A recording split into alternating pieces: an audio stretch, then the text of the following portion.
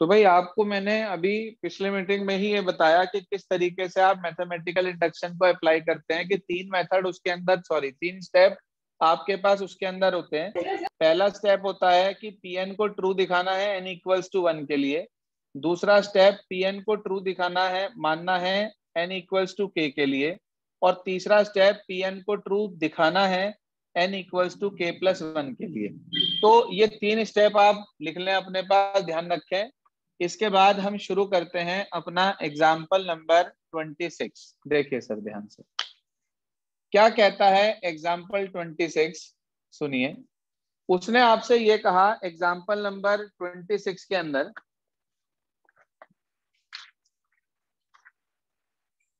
कि भाई a is equals to cos theta sine theta minus sine theta cos theta proof करना है a n की value इतनी होगी for all n belongs to capital N। हमने दिए हुए स्टेटमेंट को Pn मान लिया पहले कि इफ यदि a इज इक्वल्स टू कितना है भाई a cos theta sine theta minus sine theta cos theta, तो Pn की वैल्यू है an की, सॉरी an की वैल्यू है cos n theta sine n theta minus sine n theta और cos n theta for all n belongs to n। ये हमारा statement है, जिस स्टेटमेंट को हमें ट्रू प्रूव करना है with the help of principle of mathematical induction. देखिए ध्यान से, पहला स्टेप पहले हमने निकाला for n is equals to 1 के लिए। आपके पास an की वैल्यू है कितनी, cos n theta sin n theta minus sin n theta cos n theta, इसे प्रूव करना है। तो पहले मैंने n इक्वल्स टू 1 के लिए निकाला। जहां जहां n आ रहा है पूरे में आप n के प्लेस पर 1 रख दीजिए। cos 1 into theta, sine 1 into theta minus sine 1 into theta और cos 1 इंटू थीटा। तो आपको ये मिल गया, a की वैल्यू आ गई cos theta sine theta minus sine theta और cos थीटा। जरा ध्यान देना, क्या a की यही वैल्यू थी? Yes sir. हाँ भाई, यस सर। तो आप कह देंगे so Pn is true for n is equals to 1। पहले स्टेप में कुछ नहीं होता, जहां जहां n आ रहा होता है उसमें n के प्लेस पे 1 रख देते हैं। तो ये पहला स्टेप खत्म हो जाता है हमारा। बिल्कुल सिंपल सा काम है पहले स्टेप में, सीधा सीधा कि जहां जहां आपके पास n आ रहा है उसको आप उठाकर 1 पुट कर देंगे। ये पहला स्टेप है। दूसरा स्टेप इससे भी आसान है। दूसरा स्टेप ये था कि let Pn is true for n is equals to k। हाँ जी, let Pn is true for n is equals to k। तो उसको क्या करेंगे आप, जहां पर n आ रहा है ना उसे उठाकर k पुट कर देंगे। आप लिखिए a रेज टू की power k is equals to, आपको मिल जाएगी value cos k theta sine k theta minus sine k theta और cos theta, k theta sorry cos k theta. ये दूसरा स्टेप। पहले स्टेप में n को 1 रखना है और उससे चेक करना है कि वो इक्वल आ रहा है या नहीं आ रहा है। दूसरे स्टेप में हमें क्या करना है कि n के प्लेस पर k लिखना है और उसे फर्स्ट इक्वेशन मान लेना है। बताओ भाई, दो स्टेप तक किसी भी स्टूडेंट को कोई परेशानी है तो बोलिए। दोनों स्टेप डायरेक्ट क्वेश्चन से ही मिलने, इसलिए इसके अंदर कुछ ऐसा सोचने वाला है नहीं, अपनी तरफ से कोई आपको वर्क करना नहीं है। देख लें भाई, क्लियर हो गया आप सभी को? Yes sir. अगला स्टेप जो है तीसरा स्टेप वही मेन है बस। तो उसमें आप पहले लिखेंगे यहां पर now we have to show, now we have to show that Pn is true for n is equals to k plus 1। जी हाँ, क्या कहा मैंने कि now we have to show that Pn is true for n is equals to k plus 1। तो आप k plus 1 लेकर चलेंगे। जरा एक मिनट ध्यान देना, k प्लस 1, अगर ये n इक्वल्स टू k में a की पावर k आ रहा है, n में a की पावर n आ रहा है, तो k प्लस 1 में क्या आएगा यहाँ पावर पे? k+1 k प्लस 1 आएगा, अंडरस्टूड है ये तो। अच्छा, इसे ब्रेक करके लिखूं तो क्या लिख सकता हूँ? k, a की पावर k प्लस 1 को एक a इंटू की ए power A K plus A1 plus, अच्छा, a के इंटू a की पावर 1 आएगा। आपने पढ़ रखा है when basis are same and there is multiplication then we add the powers, और अगर पावर एडिशन में हो तो उसको सेम बेस पर मल्टीप्लाई में अलग अलग ब्रेक कर सकते हैं। अब a की पावर k की वैल्यू रख रहे भाई इसमें, आपने उसे ट्रू मानना था, यहाँ पर ये वैल्यू उठाकर इसमें रखनी है आपको। cos k theta sin k theta minus sin k theta cos k theta और इनटू में a की वैल्यू। a की वैल्यू हमारे पास ये रही, क्वेश्चन में भी दे रखी है, cos theta sin theta minus sin theta और cos थीटा। इसका ऑर्डर 2/2, इसका ऑर्डर 2/2, जो मैट्रिक्स इनके मल्टीप्लाई पे निकलेगी उसका ऑर्डर भी क्या होगा? 2/2। आपको मल्टीप्लाई करनी आती है? Yes sir.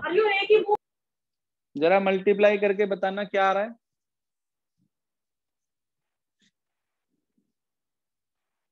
हाँ जी, मल्टीप्लाई करके बताइए क्या आ रहा है।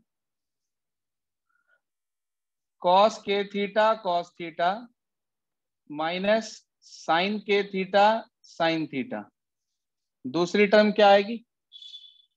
इसकी मल्टीप्लाई इधर करी हमने, cos k theta sin theta plus sin k theta cos theta. ये वाली टर्म निकालिए यहाँ पर जो बैठेगी हमारे पास, जो अगली टर्म हमारे पास बैठेगी वो निकालिए।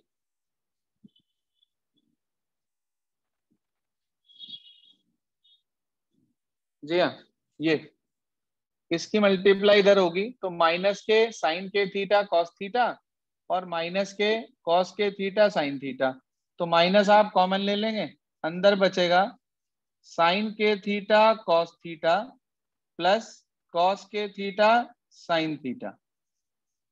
फिर उसके बाद ये वाली टर्म निकाल रहे हैं, इसकी मल्टीप्लाई इससे होगी तो माइनस के साइन के थीटा साइन थीटा और प्लस के कॉस के थीटा कॉस थीटा, तो ये आ गया कॉस के थीटा कॉस थीटा और माइनस के साइन के थीटा साइन थीटा। ये आया जी मल्टीप्लाई करके। आपको किसी को ये दिखाई दे रहा है क्या इसके अंदर कुछ फार्मूले बन रहे हैं? Yes Yes, sir. ध्यान sir. दीजिए आप, इसके अंदर कुछ फार्मूले बन रहे हैं, cos A cos B minus sine A sine B. यहाँ पर yes sir. Sine A cos B plus cos A sine B, यहाँ पर sine A cos B plus cos A sine B, यहाँ पर cos A cos B minus sine A sine B. क्या होते हैं, किसके फार्मूले बन रहे हैं?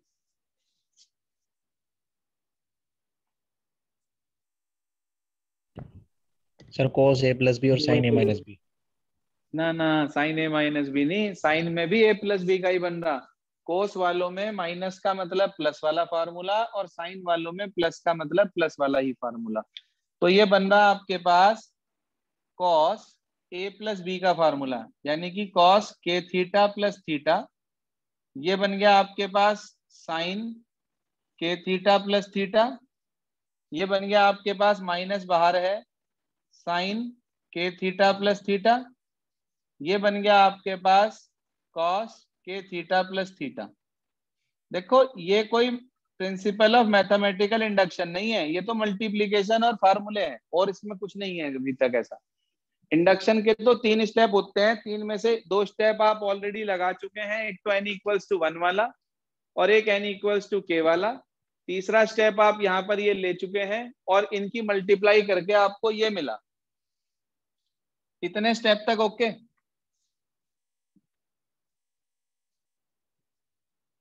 बोलो भाई, इतने स्टेप तक okay? Yes sir. Yes sir. क्या यस सर। क्या कॉमन है यहाँ से इस ब्रैकेट से? थीटा। थीटा सर कॉमन है। थीटा। यहाँ से भी ये थीटा, थीटा। यहाँ से भी थीटा, यहाँ से भी थीटा। आप देखो इन सबसे थीटा कॉमन है। अच्छा, अगर मैं इन सबसे थीटा कॉमन ले लूं, यहां से ऊपर से रब कर रहा हूं थोड़ा सा। हाँ भाई, अगर मैं इन सबसे थीटा कॉमन ले लूं तो मेरे को मिलेगा cos K plus 1 into theta sine K plus 1 into theta minus sine K plus 1 into theta और cos K plus 1 into theta. जरा चेक करना, क्वेश्चन में जहां जहां n था, क्वेश्चन में जहां जहां n था, क्या उन सभी जगह पर k प्लस 1 आ चुका है? Yes sir. Yes sir. तो आप कहेंगे इट इम्प्लाइज, ध्यान से देखना ये वाली line, it implies Pn is true for n is equals to k plus 1 whenever Pn is true for n is equals to k। क्यों भाई मैंने ये लाइन क्यों लिखी? आप ध्यान से देखो, मैंने इसके अंदर k plus 1 के अंदर इस वाले स्टेटमेंट का यूज कराया है। Yes sir. इसीलिए आपको ये बात लिखनी है, it implies Pn is true for n equals to k plus 1 whenever Pn is true for n equals to k। फिर आप लिखेंगे so by the principle of, हाँ बेटा, by the principle of mathematical induction Pn is true, Pn is true for all n belongs to capital N। जी हाँ, Pn is true for all n belongs to capital N। जो statement हमारा था वो हमने पूरा का पूरा प्रूव कर दिया with the help of principle of mathematical induction। तो आप कह सकते हैं it implies Pn is true for all n belongs to capital N। ठीक है, इसके बाद एक्सरसाइज निकाल लो जरा 1 मिनट के लिए, मिसलेनियस एक्सरसाइज। मिसलेनियस एक्सरसाइज में इस पर बेस्ड 3 क्वेश्चन है, पहला, दूसरा, तीसरा। मैं आपको ये कहूंगा कि आप एक बार एग्जाम्पल 26 दोबारा करके फिर दूसरा और तीसरा क्वेश्चन पहले करना, क्वेश्चन नंबर 1 बाद में ट्राई करना, क्योंकि क्वेश्चन 1 में दिक्कत आएगी आपको, और अगर पहले ही क्वेश्चन में प्रॉब्लम आ जाती है तो आगे करने का मन नहीं होता। इसलिए मैं आपसे कह रहा हूं कि first you have to do, note कर लें अपने पास, first you have to do example 26 once again in your notebook, then question number 2 of miscellaneous, then question number 3 of miscellaneous, after then question number 1 और फिर question number 12। ठीक है जी, ये 5 question आपके पास principle of mathematical induction based है, जो fundamental मैंने आपको अभी समझाया और जिस पर बेस्ड क्वेश्चन आपको कराया है। इसके बाद मिसलेनियस एक्सरसाइज में क्वेश्चन नंबर 4 से 11 तक में जो जो आपकी प्रॉब्लम आई हो, आपने ट्राई करे हो, वो बताइए पहले। 4 से 10 तक कह लो, 11 ना कहो। कल मैंने आपको 2 क्वेश्चन दिए थे, 4th और 5th, हुआ क्या? Yes sir. यस सर, हो गए। किसी की प्रॉब्लम है तो बताइए, मैं समझा देता हूं।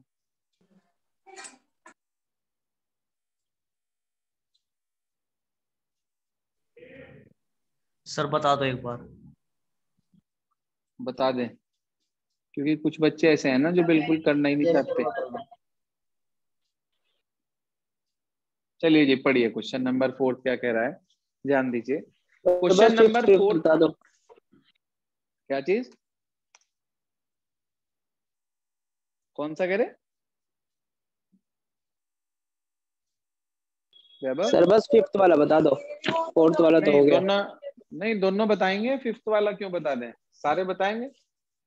फीस तो वो भी पूरी देगा, वो कौन सा आदमी देगा मुझे, या मैं छोड़ दूंगा? पूरी बताएंगे भाई, कोई टेंशन वाली बात नहीं है। हमारे लिए तो आप सब एक बराबर है, कोई अलग अलग नहीं है। सुनिए ध्यान से, जिनसे हुआ है वो अपना चेक कर लें, जिनसे नहीं हुआ है वो कर लें। क्वेश्चन 4th में उसने हमारे से ये कहा, ध्यान दीजिए, कि ए एंड बी तो हमारे पास सिमेट्रिक मैट्रिक्स हैं। कह रहा प्रूव करो A B minus B A skew symmetric होगा। आपको याद हो, ये मैंने आपको पहले भी कराया था, एमसीक्यू में आया था ये आपके पास 3.3 में, जिसमें एक बार एग्जांपल लेके बताया था और एक बार पूरा बताया था। आपको याद है?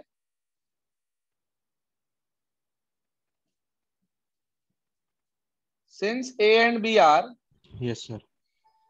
सिमेट्रिक मैट्रिसेस, ए और बी क्या है हमारे पास? सिमेट्रिक मैट्रिसेस हैं।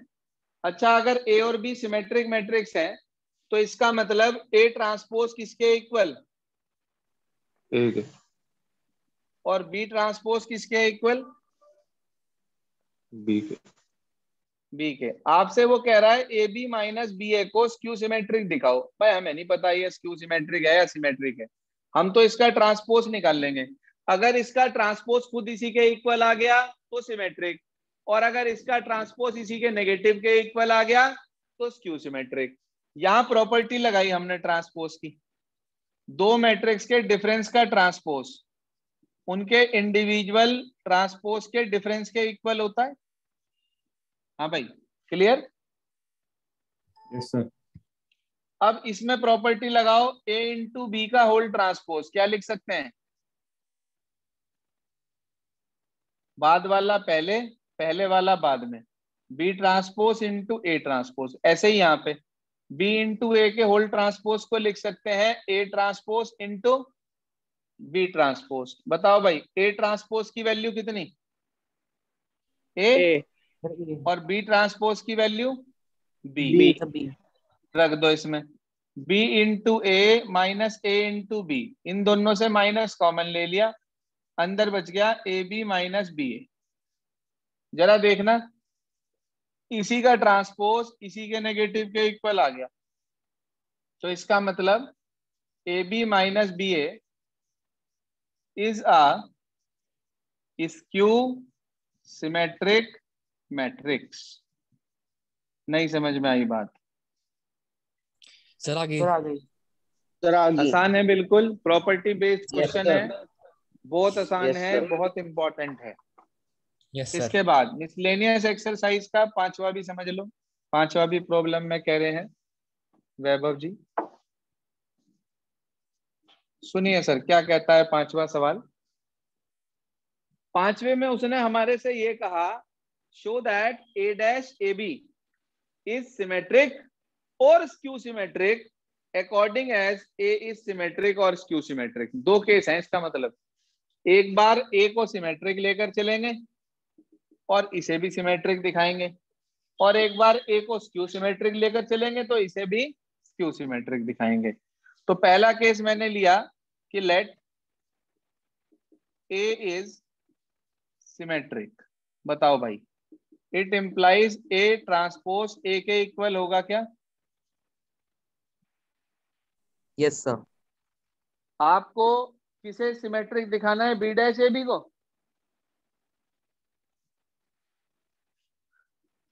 तो आप बी डैश ए बी लेकर चले, बी डैश ए बी का होल ट्रांसपोज, दो को एक मान लो, इन दो को एक मान लो, इसे अकेला मान लो, इसमें ए इंटू बी के होल ट्रांसपोज वाली प्रॉपर्टी लगाओ, तो वो बैठेगा बाद वाले का ट्रांसपोज पहले इंटू पहले वाले का ट्रांसपोज बाद में, यही तो बैठेगी प्रॉपर्टी। Yes sir. अब मुझे बताओ Yes, बी sir. ट्रांसपोज का ट्रांसपोज किसके इक्वल होगा? किसी भी मैट्रिक्स B के के, ट्रांसपोज B का के। ट्रांसपोज बी के, और इस पे यही प्रॉपर्टी दोबारा लगा दो, तो B transpose into A transpose into B. अब मुझे ये बताओ, फर्स्ट इक्वेशन में ए ट्रांसपोज किसके इक्वल है बेटा? सर ए। यहाँ लिख दो, क्या मिल गया? बी डैश ए बी लेके क्या चले थे, बी डैश ए बी, तो सिमेट्रिक हो गया। और यहाँ भी बी डैश ए बी आ गया, तो इसका मतलब it implies B dash A B is a symmetric matrix. Sir पहला हिस्सा तो प्रूव हो गया, केस फर्स्ट। अब उसने क्वेश्चन में ये कहा था कि ये सिमेट्रिक है अगर ए सिमेट्रिक है, ये स्क्यू सिमेट्रिक है अगर ए स्क्यू सिमेट्रिक है। तो कोई बात नहीं, हम दूसरा केस भी लेकर चलेंगे, केस सेकंड, जिसमें क्या मानेंगे, ये था केस फर्स्ट। हमने मान लिया लेट ए इज क्या,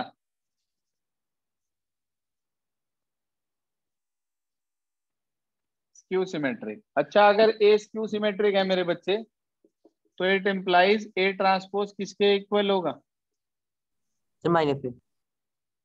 माइनस ए के। इसे सेकंड इक्वेशन मान लिया। अब की बार बी डैश ए बी को minus B dash A B show करना है, कोई बात नहीं, हम तो लेकर वही चलेंगे, बी डैश ए बी का होल ट्रांसपोज। तो उसमें यही इसी तरीके से प्रॉपर्टी लगेगी, A B whole transpose into B transpose का ट्रांसपोज। फिर इसके अंदर दोबारा से प्रॉपर्टी लगी, ये हो गया B transpose into A transpose into B. A transpose की क्या वैल्यू है भाई, माइनस ए। माइनस ए।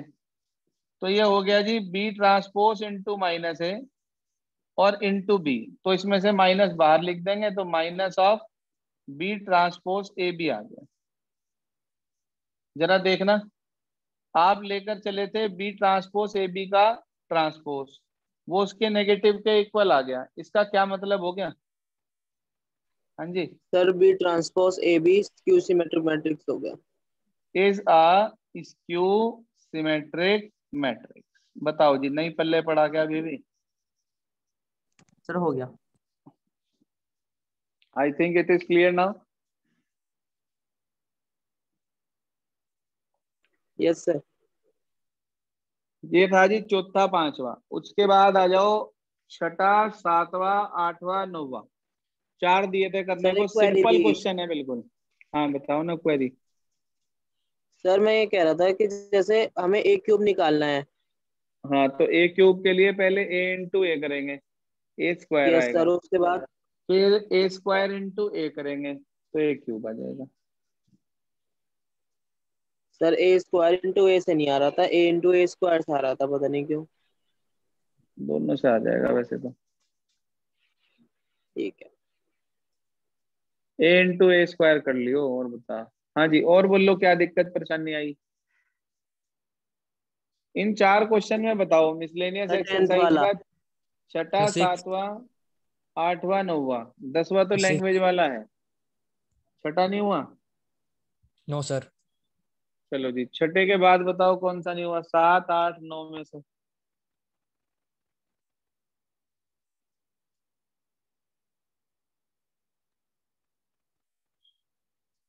7 8 9, बाकी सबके सारे हो गए इसका मतलब, यस या सर। करे नहीं अभी?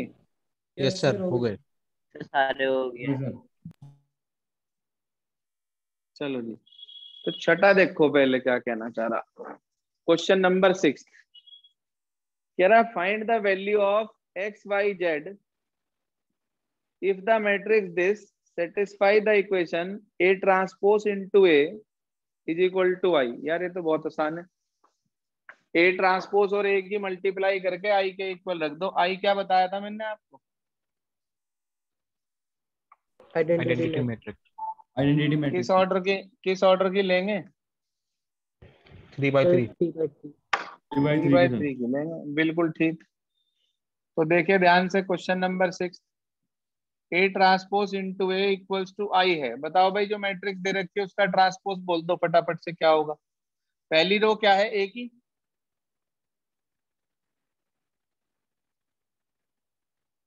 ए की पहली रो क्या है बोलना, ए की जो आपको जीरो दे एक्स रखा है, एक्स 0 एक्स एक्स। एक बच्चा बोल लो कोई। हाँ सर मैं ट्रांसपोज बोल रहा हूँ, 0 X X 0 x x 2 Y Y 2y minus Y minus Y.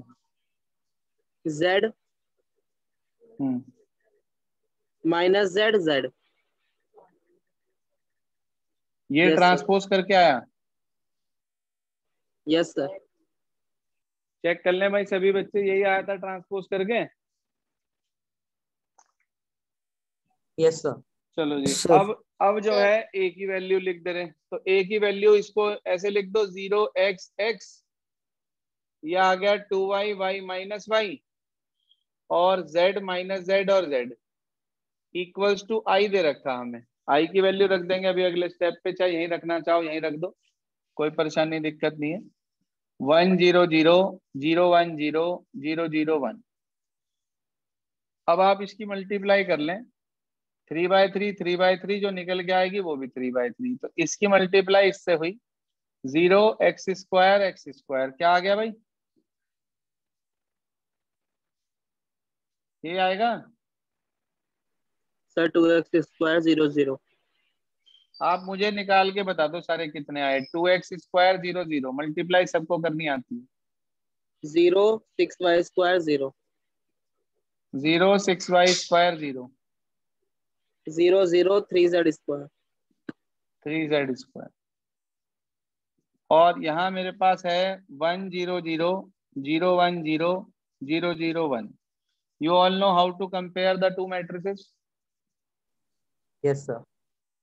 2x² equal to 1, 6y² equal to 1, 3z² equals to 1. You will get x² equal 1/2, y² equals to 1/6, z² equals to 1/3। तो आपके पास x की value कितनी आ गई भाई, +-1/√2, +-1/√6 और +-1/√3।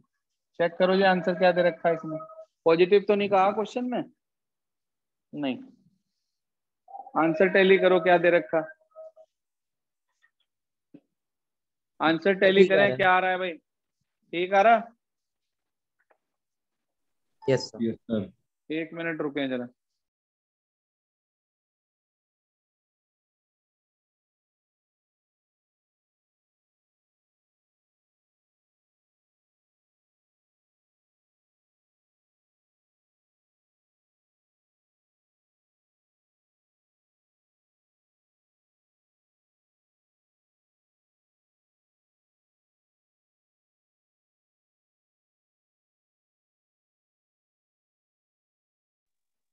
हाँ भाई, 7th 8th 9th में कोई दिक्कत आई हो तो बताइए। ये था आपके पास क्वेश्चन नंबर जो अभी करा हमने 6th। 7th 8th 9th हो गए सभी के। Yes sir. Yes sir. एक काम करे, कोई भी एक स्टूडेंट जिसके तीनों हो गए हों वो इसकी एक पीडीएफ बनाकर ग्रुप पे डाल दे। 7 8 9 की 7 8 9 की पीडीएफ बनाकर ग्रुप पे डाल दीजिए, जिसका हो गया किसी एक स्टूडेंट का, एक बॉयज ग्रुप से एक गर्ल्स ग्रुप से। इसके बाद क्वेश्चन नंबर 10th पे आ जाइए। कह रहा है manufacturer produce 3 products XYZ which he sells in 2 markets. Annual sales are indicated below. ये दे रखी है मार्केट 1 की प्रोडक्ट वाइज और मार्केट 2 की दे रखी है। कह रहा है if the unit sell price of X, Y and Z are इतना इतना इतना respectively, find the total revenue in each market with the help of matrix algebra. आगे कह रहा है if the unit cost of above 3 commodities are 8, 1 and 50 paisa respectively, find the gross profit. वो आपसे निकालने को कह रहा है ग्रॉस प्रॉफिट कितना होगा। तो पहले तो टोटल रेवेन्यू बताना है आपको, तो आप क्या करेंगे, एक मैट्रिक्स तो ये ले लेंगे 2/3 ऑर्डर की जो दे रखी है एज इट इज। ठीक है भाई, 2/3 ऑर्डर की एक मैट्रिक्स ले लेंगे, और उधर एक मैट्रिक्स बना लेंगे आप 3/1 की, मतलब 3 रो 1 कॉलम। बोलो भाई, समझ आई क्या बात। Yes sir. ऐसा करने से क्या होगा वो देख लो। तो मार्केट है ना हमारे पास, तो आपके पास एक तो ये है 2/3 की जो दे रखी है आपको, कितना कितना है, 10,000, 2,000, और 18,000।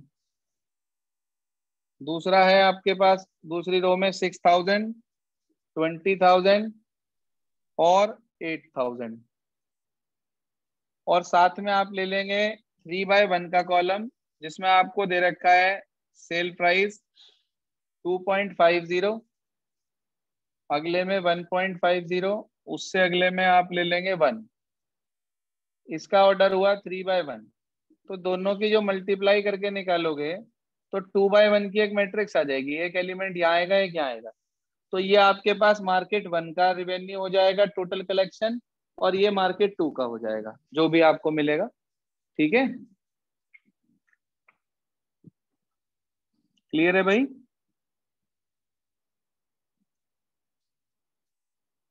पहले पार्ट का समझ में आ गया सभी को? Yes sir. इसके बाद बी पार्ट में कह रहा है कॉस्ट प्राइस दे रखा। तो अब की बार ये तो ए पार्ट का हो गया हमारे पास, फर्स्ट मार्केट का और सेकंड मार्केट का। फर्स्ट मार्केट और सेकंड मार्केट, तो फर्स्ट मार्केट का ये आ जाएगा, सेकंड का ये आ जाएगा। अगले में ग्रॉस प्रॉफिट मांग रहा है।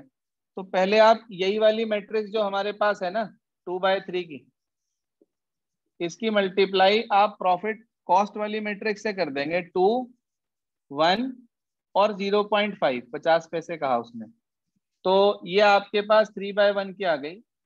आप क्या करेंगे, यहां से इसी तरह की एक मैट्रिक्स मिल जाएगी आपको। किस ऑर्डर की? 2/1 ऑर्डर की। अब ये पहले का सीपी, ये दूसरे का सीपी, दोनों को जोड़ देना, टोटल सीपी आ गया। ये पहले का एसपी, ये दूसरे का एसपी, दोनों को जोड़ देना, टोटल एसपी आ गया।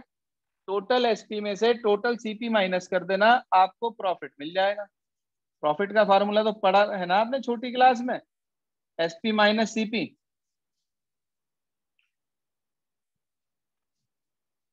बोलो, कहो तो मैं पूरा करके दिखाऊं?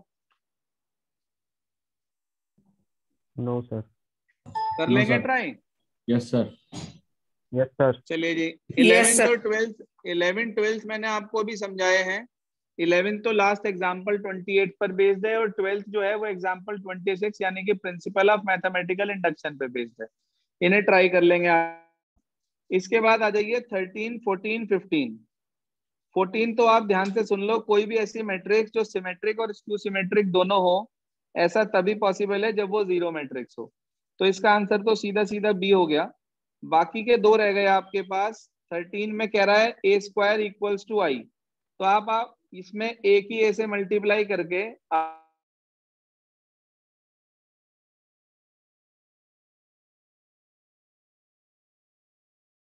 सी, हाँ भाई सी आपको ट्रू मिल जाएगा। क्वेश्चन नंबर 15 पे लिखो, मोस्ट इंपॉर्टेंट। क्वेश्चन नंबर 15 पे लिखिए आप, मोस्ट इंपॉर्टेंट। पेपर में आ चुका है ये क्वेश्चन। हुआ किसी से? यस सर, मेरे से हो गया।